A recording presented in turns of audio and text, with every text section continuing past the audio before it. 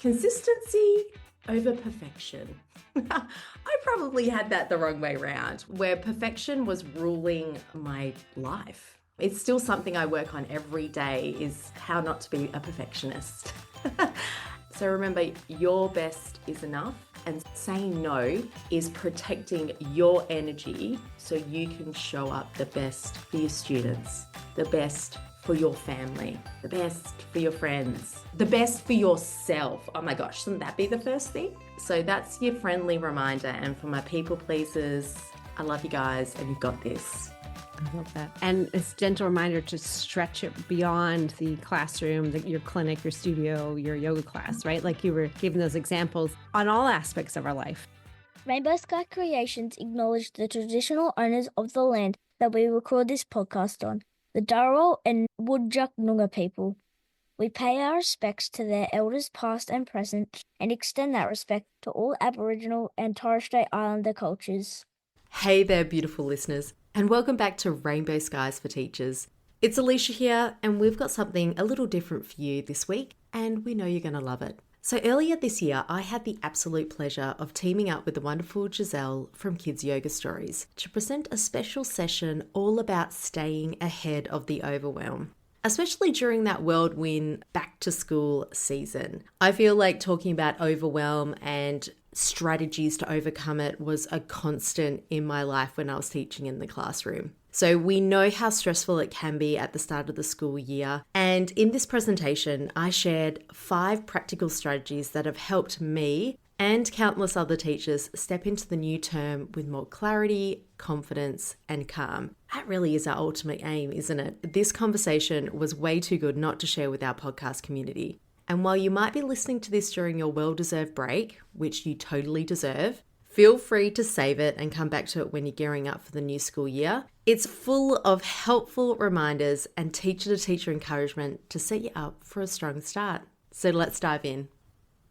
Hello, lovely people. Thanks so much for joining us on this Thursday evening. Well, it's evening for us, but it's actually Friday morning for Alisha. So lovely. Thank you so much for joining us. And Alisha's already been at Pilates and at 7 a.m. So if you've listened to our podcast interview, her energy is infectious. And I was just telling her that Cassandra and I were going to do a back to school training. And then I thought, like only a month ago, I thought we have to have Alisha here. She's got such great energy, such great ideas. And her work, if you've checked out her website, at Rainbow Sky Creations with her partner, Ashley, they specialize with working with new teachers. Even if you've been teaching for a long, long time, it's always a great refresher for how do we start the year off on a great foot. So to get started, feel free to introduce yourselves. Introduce yourselves in the chat as we normally do. And the intention there, remember, is looking for people, same place that you're at, or it's the same role. What are you teaching in children's yoga? So you can start to see some similarities. That would be great. Megan, it's lovely to see you. That's great. I don't know that we've seen you. I've seen you in person. Teresa, thanks for being here. And Julia and Gina and Allison, Julie,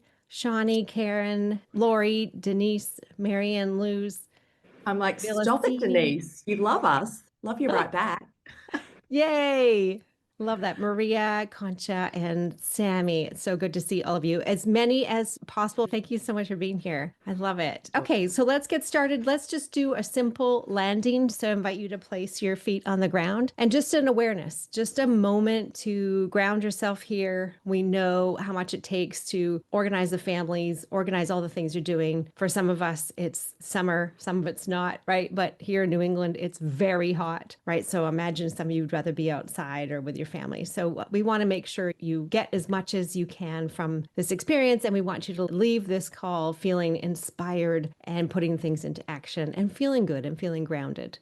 And even just placing your feet on the ground flat can have you come to this present moment. So thank you again for all being here. I'd love to introduce Alisha from Rainbow Sky Creations. She is a dynamo. If you haven't listened to our podcast, I highly recommend it. She's just got such great ideas, her and her partner, full of life. And look, everything that she's going to share, she's got a fabulous presentation, but everything she's sharing here, none of this is rocket science. All of you are extremely experienced anyways, but what this is this opportunity for this hour is to reconnect with your why. Why do we do this work, right? That you're worthy, right? All the things about those soft skills. We can be cutting or making lesson plans or doing all the things, but really what matters at the end of the day is who we be. So that's our opportunity to cultivate that together and make these connections and be inspired. So thank you so much, Alisha. Welcome to you, and I'll hand it over to you with your amazing presentation. Oh,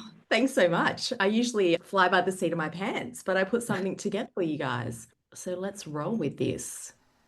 Confession, I have two small kids. They're now 3 and 5, but my mum lives around the corner, so I flee to her house whenever I have to present, so you don't have my 3 and 5-year-old barging in at the crack of dawn.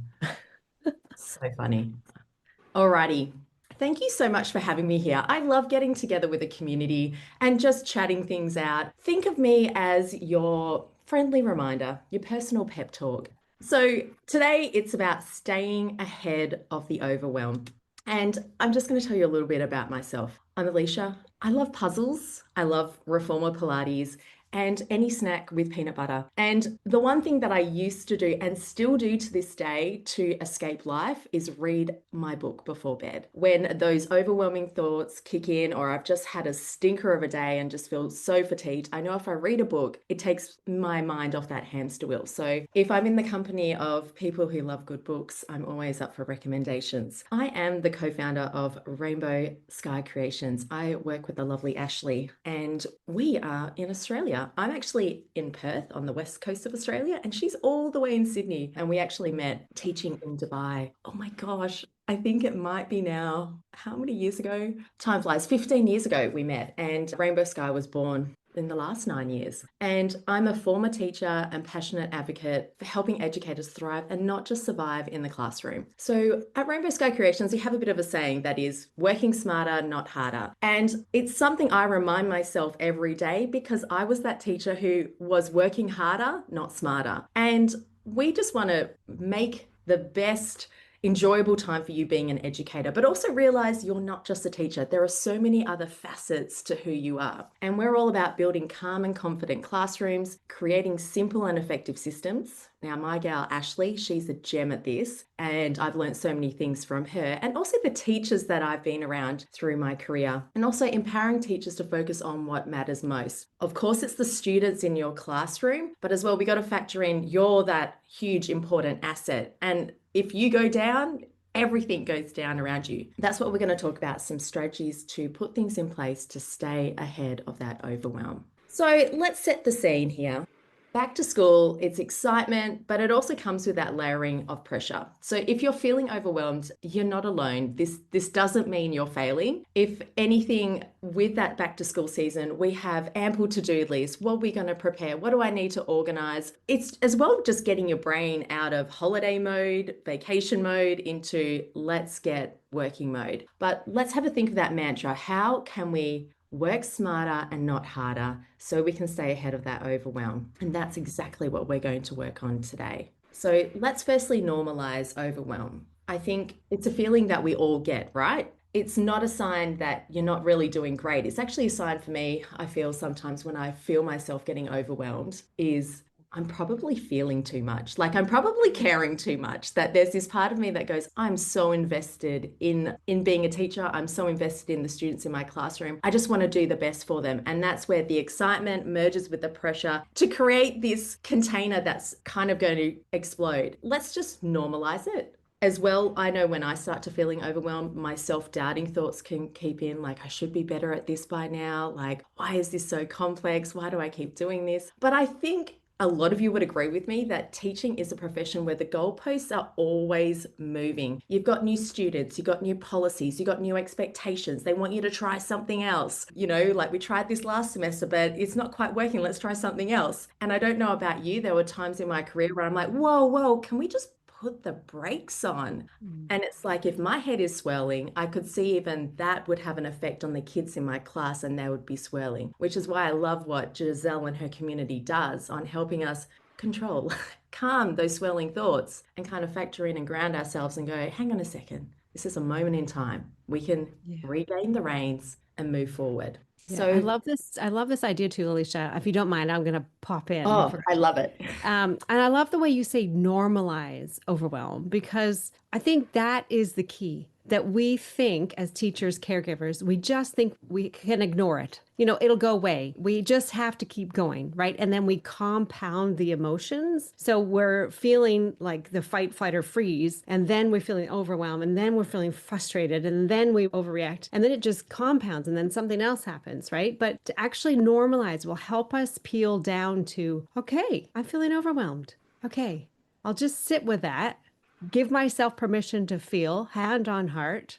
I can feel that going through. And then when you're ready, only then can you come up with solutions, when you have a quiet moment. It's not when you're in the frenzy, is it? Because I remember this in kindergarten. Actually, I was in the American International School in Sydney, and I was working in kindergarten. I remember halfway through the year, and I was like overworking. And I was, trying to be the perfect teacher and doing all the things and cutting all the things up and getting everything in for preparation. And I thought, wait a second, the children don't know or don't care that I'm up till 11 or 12 every night. Like, it's okay. I can pare back my lessons. The most important thing I need to do is come and be present and connect with the children. Right? So your overwhelm isn't actually doing them any favors either, never mind yourself. Right? Yeah, I appreciate you bringing that up. It's probably because I was in that moment yesterday and I had, when you have those moments, you go, check in with yourself, right? So this is your reminder, check in with yourself and go, it's okay to feel the way that I'm feeling. I'm going to take you back in time to Alisha 2017. I'd actually just finished teaching at my 5th school in my career. This school was not the right fit for me. So this is like Christmas. We're about to go on summer vacation and I was all smiles, but I was a complete wreck. My nervous system was shattered. At this school, I felt like a square peg in a round hole. I just covered up my overwhelm with smiles, early mornings, late nights, and just really running on empty and questioning if I even belonged in teaching anymore. I paint a picture. This was my 9th year of teaching. I had moved 5 schools. I had worked in 2 countries, 2 different states in Australia. And I just felt overwhelmed was just taking over my life. Like so much to the point where I felt like teacher was just my only priority and everyone else felt below the wayside, family, friends. It was a really tough time. And looking back on it, I can go, yeah, these things happen. And I now know better, right? Like I now know better. And along my 9 years I'd been a teacher, I had experienced so many things. I'd met people from all over the world. I had traveled. I had lived an amazing life. And there was parts of my time in my career as a teacher where I probably went too cruisy to the point where I'd be rocking up to school going, don't even know what I'm teaching today.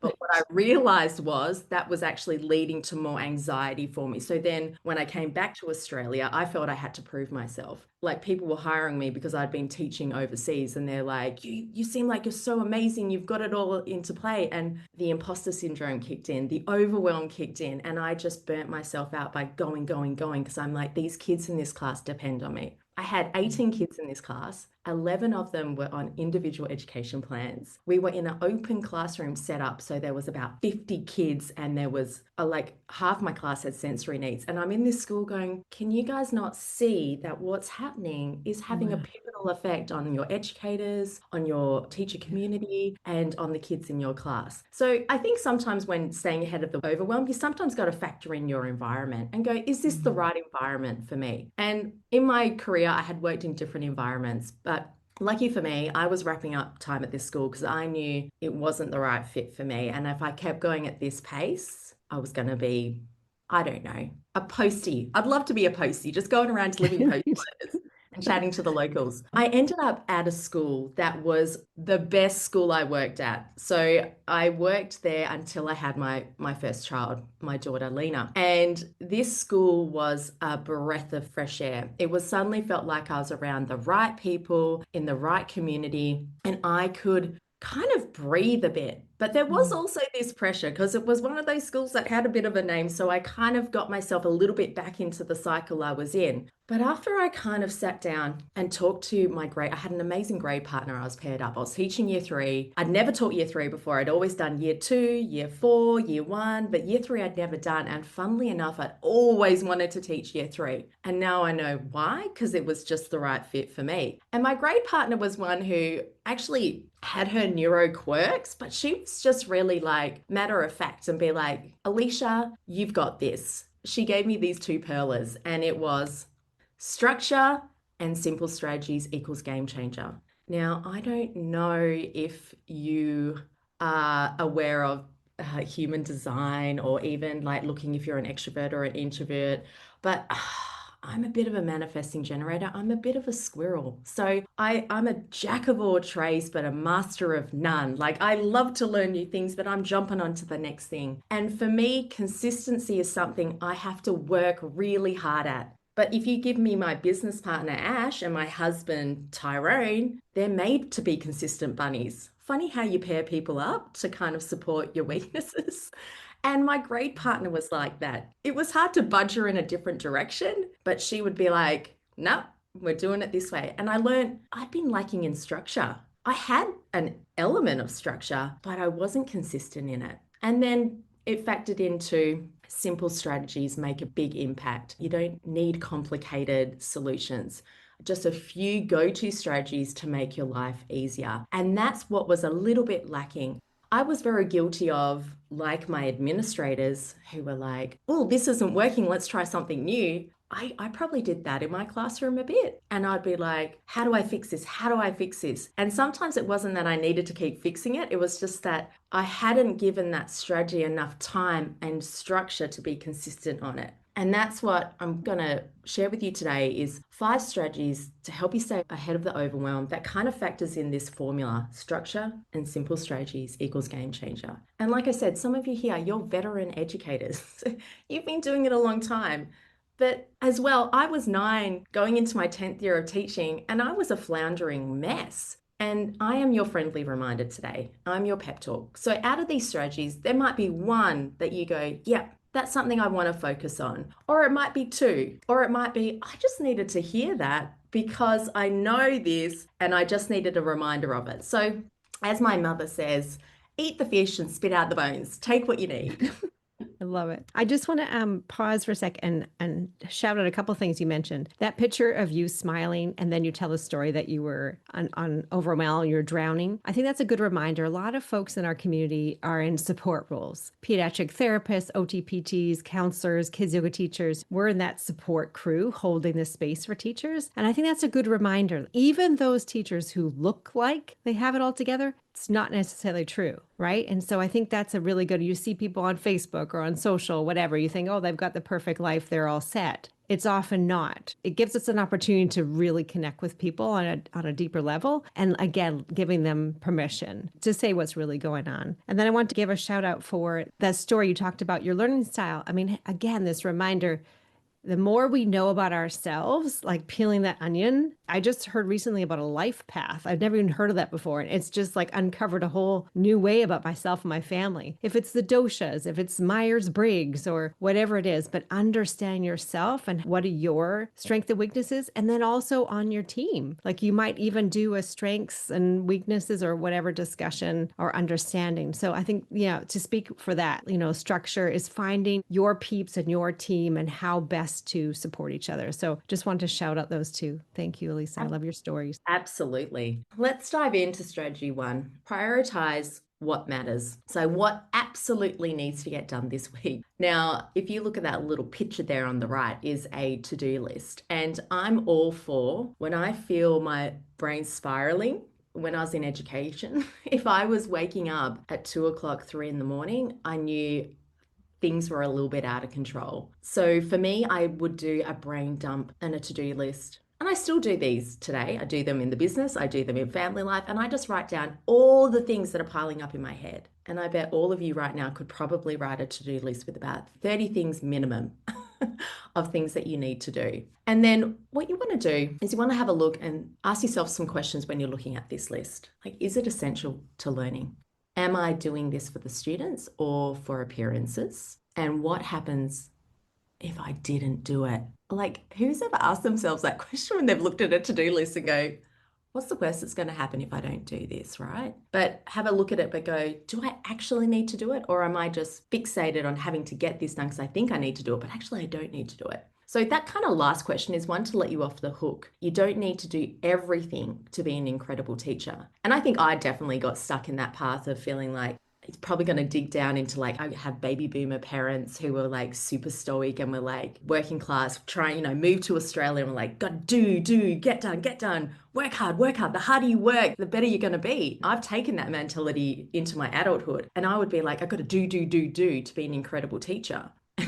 It's not until I had kids that I went, oh God, that is no way that's going to keep happening. And realized that I had to retrain myself. But that's probably the mantra I've been in for the first 10 years of my career. So have a look at your list. Write one down. Just write down everything. It's going to get it out of your head to free up your space for your thinking. And then have a look and go, what are 3 things I could do today to move the needle forward, to make me feel like I'm making progress? You could even pick just your top one in that list we got there. What's your first focus? What's the first thing? And I don't know if you've heard of, I'm gonna butcher this saying, but it's like eat the frog first. Like, what's the first, like out of those 3 things, what's the first thing that you least want to do? And I recommend you do it first because you're gonna feel super accomplished and you've got that really icky thing that I promise that you've been thinking about for probably days, if not weeks, that you need to get it done. So just eat that frog and do it.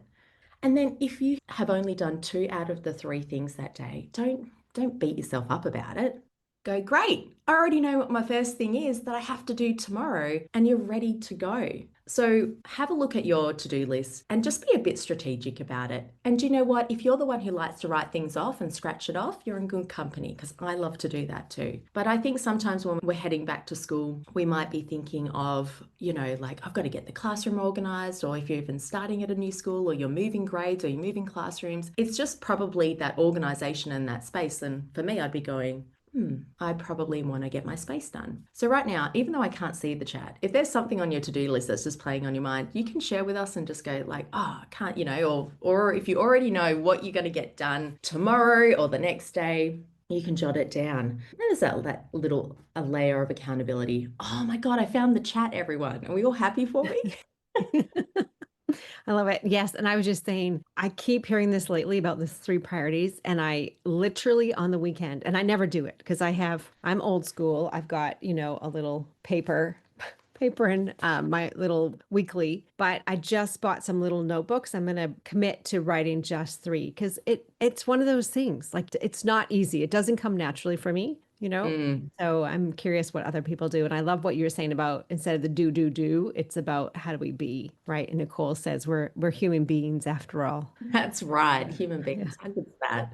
So yeah, prioritize what matters. And do you know what? If on that list for you is like, you know what? I haven't phoned my mum. I haven't, phoned my brother, best friend, or like I've got one of my best girlfriends actually lives over on Vancouver Island, and I've got on my list, I'm not going to send her a message. I'm going to write her a letter, right? I'm going to do something a bit different and get the kids to draw some pictures. And I was like, that's on the top of my priority list. Yeah, I've got ample things I need to do, for the biz and get that going. But I'm like, you know what? That's a real priority. So sometimes we've got to just shift it a little bit for a moment. But remember, I guess seasons ebb and flow, and that back to school season is quite a work heavy season. So be kind to yourself. So that's my strategy 1 for you. And I've heard recently with those 3, don't write it down unless you are committed to doing it. So Yes. You feel successful when you finish those 3 and then you can move on. That's the key part, right? Yeah, that is so true. Strategy 2, routines are your best friend.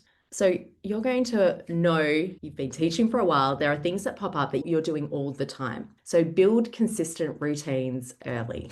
Probably document them. I was very guilty of just keeping everything in my head. And if my mate Ashley was here, she'd be like, checklist, Alisha. Checklist, where's your checklist for it? Pull that checklist out for excursions, pull your checklist out for assemblies, pull your checklist out for reports. I'm like, oh yeah. Don't just keep it in your head. So if you're a paper girl, if you're a digital girl, you find the thing that works for you. And I guess the big thing is when you're looking at routines, you're looking as well at not only the routines you do personally as a teacher, but what are those routines in your classroom that keeps the community flowing well? So what does it look like when the kids are coming into the classroom? Do you have morning tubs set up for your early years? Do you have your interactive whiteboard with instructions every day and it's laid out exactly the same so kids know important follow-up timetable?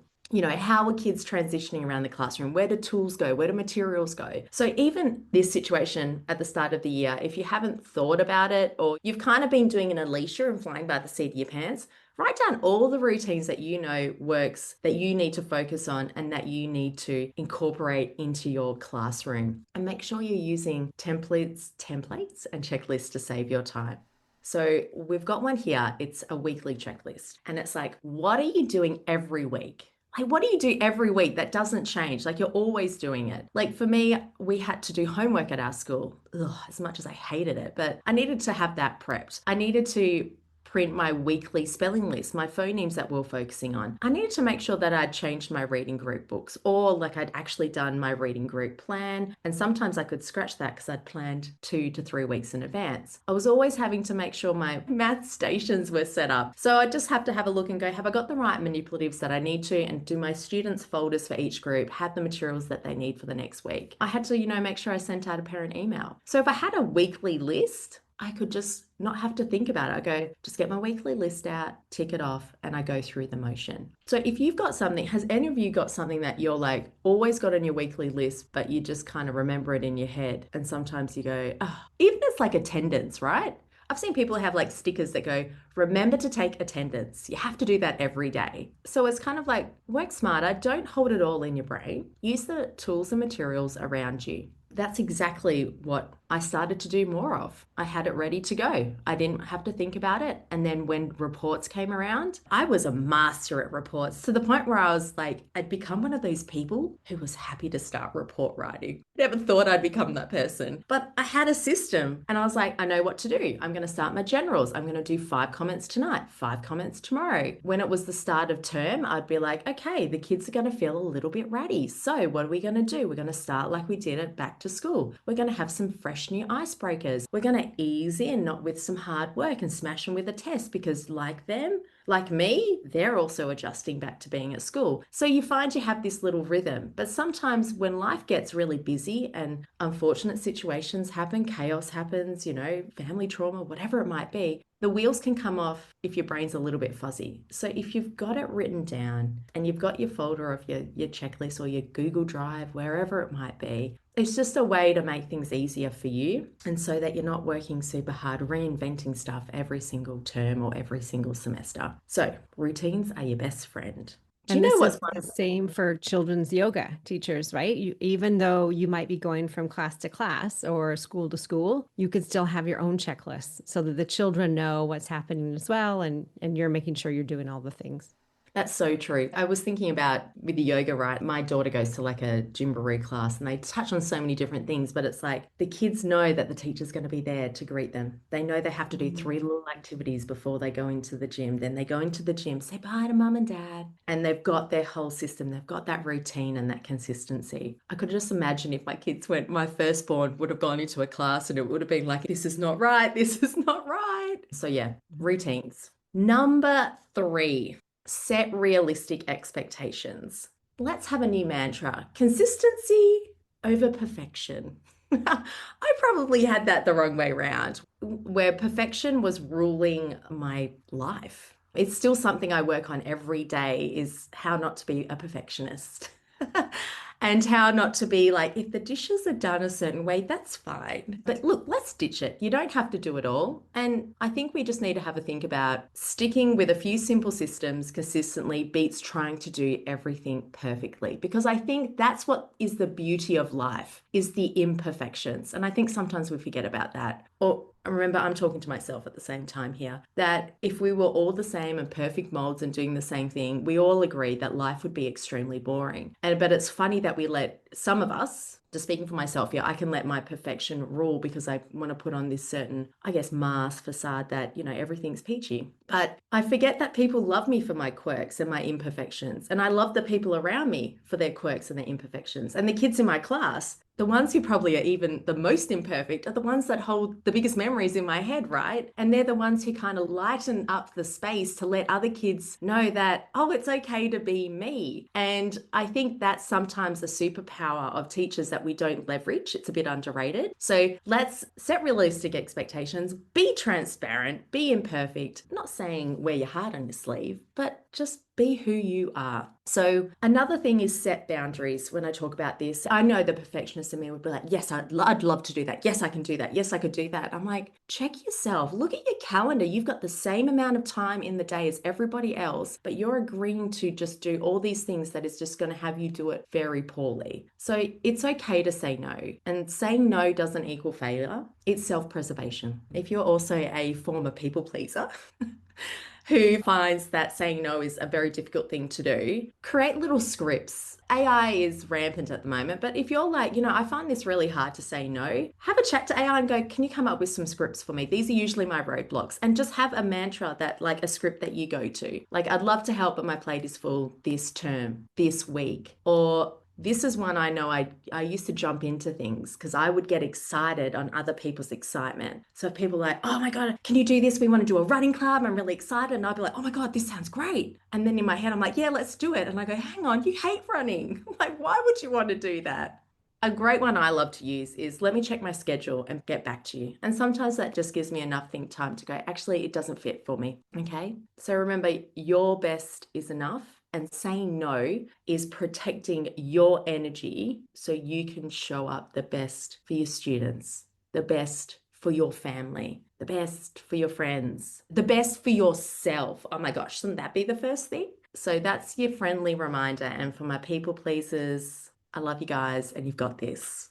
I love that. And it's a gentle reminder to stretch it beyond the classroom, your clinic, your studio, your yoga class, right? Like you were giving those examples on all aspects of our life. I mean, so many of us are caregivers as well with other family members at home or even little ones at home. How do we use this setting realistic expectations in all areas of our life? Yeah, absolutely. So we're 3 down, 2 to go. This one is one that I probably didn't find always the easiest. Lean on your own community. Don't go at it alone. Ask for help. Share resources and planning. I used to love the great partner I worked with because it would be like, hey, you do maths, I'll do literacy. Or let's sit down together, we'll brainstorm maths and then I'll finish writing the plan. Or we'll brainstorm literacy and then I'll finish the plan for the term. But we're always checking in with each other each week on like, what are you doing in your class that could kind of work with my class? I don't know how other teachers do it, but I always had a shared drive. Would have a shared drive where the school had all the documents of like other teachers' plans. Some teachers you knew loved the shared drive. Like I was that teacher. I'd put everything in there, have all my documents, have all my resources that I was using for those lessons, but use it. Like if you've got a teacher, especially if you're changing grades or if you're working in the yoga space and you've got a different ilk of kids coming through and you're like, I'm not quite catering for their skill set, but I know someone who's good at this. Have a chat to them and go, oh, do you reckon you'd be okay sharing your documents? Like I'd have teachers where I'd be like, I love those teacher slides you used. Could I use them because I want consistency a bit for your cohort, most of your cohorts coming into my class? Reports or parent feedback, whatever it might be. Sometimes you just might be needing a little bit of an idea on how things work at that school or that space you're at.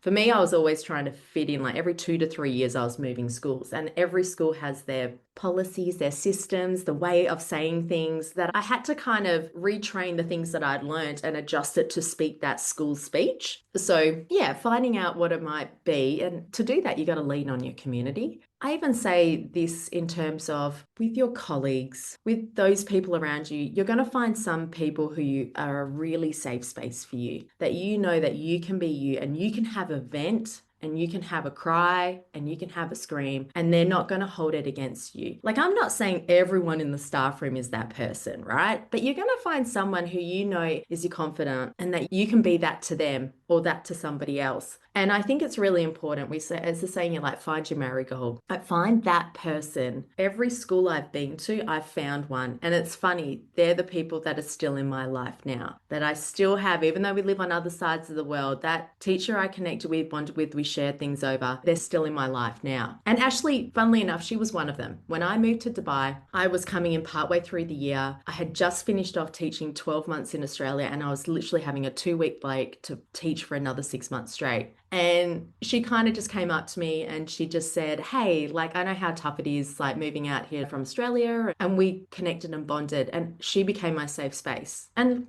you know, funnily enough, when we're in the same city, 5 years later, we started a business. And even though we're on other sides of the world, we make our business work because we honor and respect each other, but know that we're safe spaces for one another. And that being said, if you're in a community, like Giselle makes such a beautiful community here, I think sometimes parents get a little bit left as a part of who you can lean on. I knew I would underutilize it. I don't know, some schools, I don't know, and here in Australia can be a bit funny about parents, not letting them in to then gossip and so forth. But if your school's okay with parent helpers and you've got things that doesn't involve them being immersed necessarily in with the students every single day, because that might be something that they don't want. But if it's like, hey, I've got a bunch of worksheets, I need to put them into booklets, could you help me with that? Or, hey, I just have some kids I want to read, but could just outside in the garden pull one kid out and just listen to them read, whatever it might be. I just found that now as a mother, and my daughter just started kindy or pre-K, I'm in a fortunate position that I've got a bit of time, that I'm like, oh my God, I'm just kind of like waiting for the teacher to go, can you help with something? Like, yep, I'll help. I want to come help. Not that I want to be a fly on the wall. I just know how hard it is for teachers and all the things that they juggle, that I go, I want to help. I want to be part of a community. I think everyone wants to feel and be and belong. And that's what a bit like leaning on your community is about, of saying, hey, I'm here. I want to be part of this community. How can I help? But also, I know that if I lean, you know, yin and yang, right? Or, you know, like karma sort of thing, like, I know you'll be there to help me if anything happens. The community is like that one thing that we need for survival, belonging. So lean on your community. I want to put that into context here. So some ideas that come to mind. You could host a family night. Like we did this at our school as well. It could be a yoga night, right? So you could host that at your school to get the parents involved and families involved. From there, you could have parent helpers in your yoga classes and your after school programs on the weekend. I know oftentimes kids yoga teachers don't always want the parents involved, but if you self-select, or if you choosing some parents who want to actually help you, or maybe they can help you get some resources together or do some fundraising on the side for other materials or things like that. It's a good reminder that there are some great parents out there that we often probably wouldn't think about as children yoga educators. Another thing I want to shout out, the Kids Yoga Monthly, somebody just asked if we could share community lesson plans. So that's a great way within the membership. If you're on our membership or if you'd like to join, we're going to have community lesson plans there. What you were talking about, Alisha, is, you know, you don't have to recreate this all yourself. So you could pop on the portal, look at what other people's themes are, and just download it and go, right? So that's a great one. And then community for kids yoga teacher business owners. Don't forget, we have the Children's Yoga Teacher Mastermind that happens. It's free. Every other month we get together, and that's a great way for community to talk about the ups and downs of business. So that's another idea too for our community. Yeah. And I think it comes back to that whole normalizing it of, yeah, like things are a bit tough at the moment, or it'd be great if we could come together and talk things out. And I need someone to help troubleshoot this thing I'm stuck on. I think sometimes it can be a bit isolating when you feel like you're the only one there doing the yoga, or if you don't have anyone else on your team. A community is really valuable. So love it, Yeah. Giselle, love it. And Gina's saying she did a yoga pizza event. That's amazing. What a great idea, right? It doesn't have to be simple. It's almost like, what are you doing in other areas? And then you just add it, make it yoga friendly. That's fantastic. Thanks for sharing, Gina. I want to go to a yoga pizza night event. That could be day. Yes. Now, our last one is the thing that you're all amazing at is build connection first. So connection is crucial. Like, students learn best when they feel safe and seen. And I think when you're like in the yoga space, right, where you're having a new group of students coming through, I don't know if you do that every term block or every semester, or if it's the same school you're going to, it's different for everyone, but it's really building that connection piece, and it's building that relationship. And so whatever it might be that you need to do, like in the classroom space, we talk about icebreaker games, end of day wrap-ups and so forth. It's finding that thing that the kids get to know you for, and whatever it might be. Like my daughters with this class they go to, they know their teacher Pauline is going to be there, and she'll be the one who'll give them like a big hug, and she's the one who'll like get down on their level and ask them questions, and then be like, all right, you want to go check out the space I've set it up with our new, they know there's going to be new toys that are going to be out for the theme that they're doing. So building that connection and keeping that consistency and that structure is just going to create that perfect environment where the kids feel seen, they feel heard, and they feel valued. And we know that whenever you feel seen, heard, and valued, you're going to want to rise to the occasion. You're going to want to hear what that person has to say. You're going to want to take those risks and try something new that might feel a bit uncomfortable at first, but give it a go. I think one thing that I always made sure I did was, and I still probably do this to this day, because I catch my daughter doing this, is using people's names. Is when someone uses my name, even as an adult, I go, oh, I didn't think you knew my name. And so like even now when I'm going to pick up my daughter from her school and I see the parents and I'll be like, you know, like, hey, Giselle, hey, Gina, hey, Teresa, how you going? So glad you're here. And I'd be doing the same with my class of kids. When they come in the day, or, you know, they're coming into your class, I'm using their name. I'm looking them in the eye. And if someone sneaked in, you know, or class has already started, I'd find them and I'll be like, I'm so glad you're here today, Alisha. Thank you so much for coming today. And instantly that's going to make a difference. Like if anything, use their names and you're going to start to see those shifts. Because who doesn't, I don't know. I never feel great when I'm in somewhere and I haven't heard my name the whole day, like in a conference or anything. You feel a little bit of a loner. So anyway, that is my one thing with that building connection first. We love doing an icebreaker game where I think even this, even as like a, I reckon you could even do this sort of stuff at a party, right? Or if you're doing something new or, you know, your pizza event or whatever it might be, and just asking just some questions, right? I think sometimes I love to now go to dinner parties and ask them the most obscure question.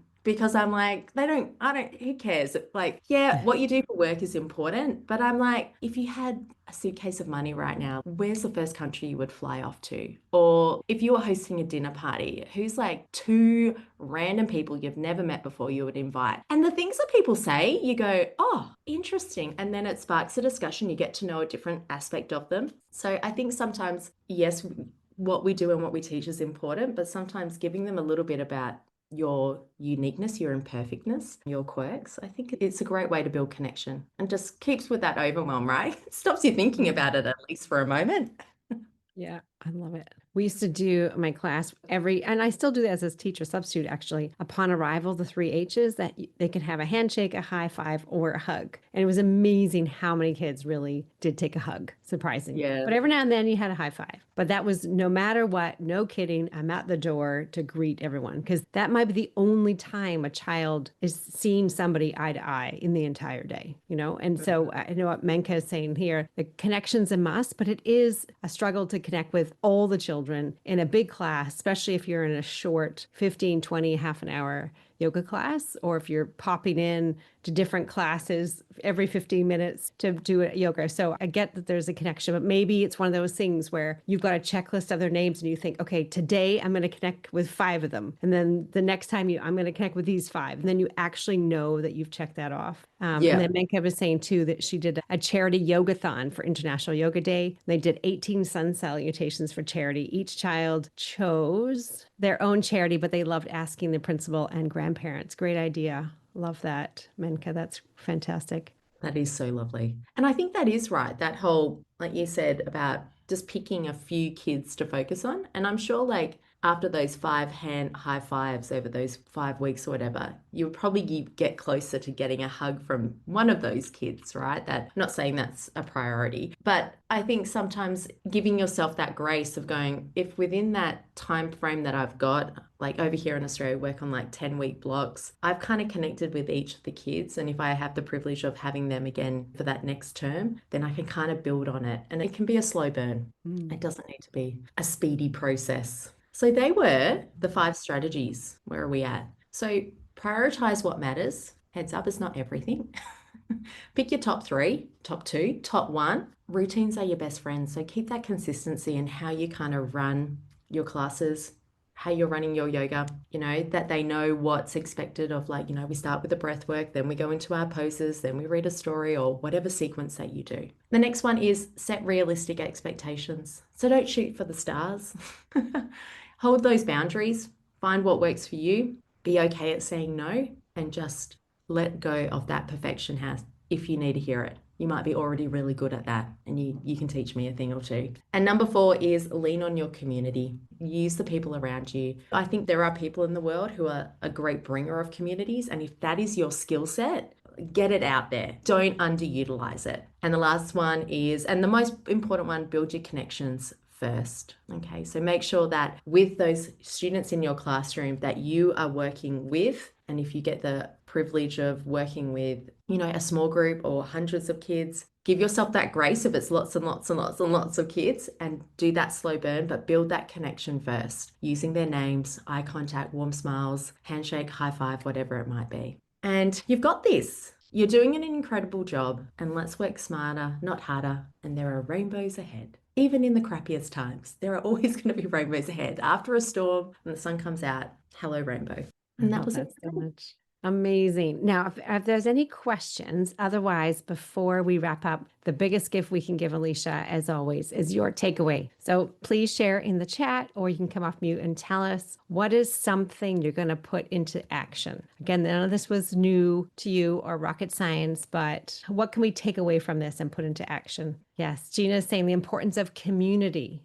Right. Absolutely. I love that.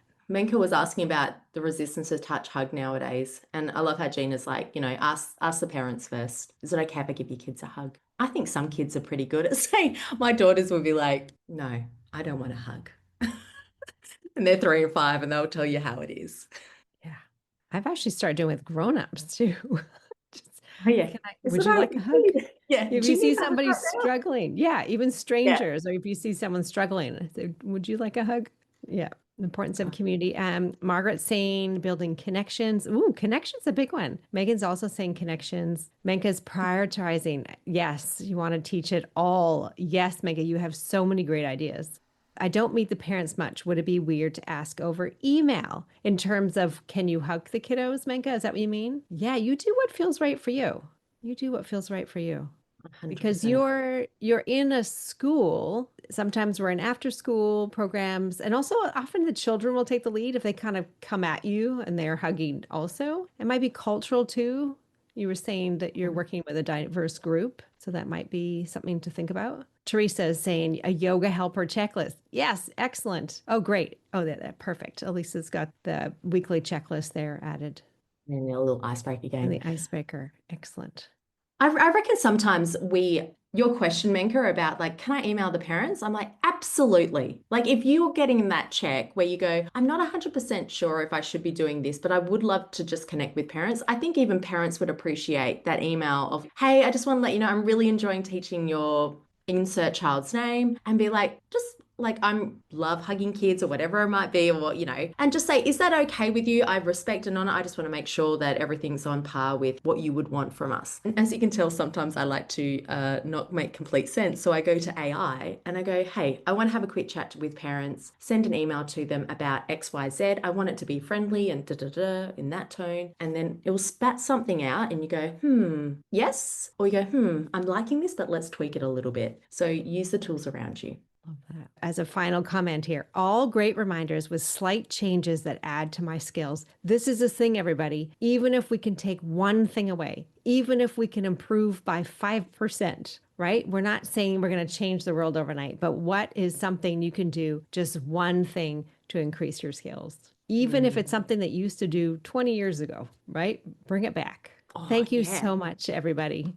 Thank you so much. Can we give a big round of applause to Alisha and all? Thank you for all the folks from all over. So appreciate you, adore you all, and we will see you next time. Thank you, everybody. Thanks, everyone.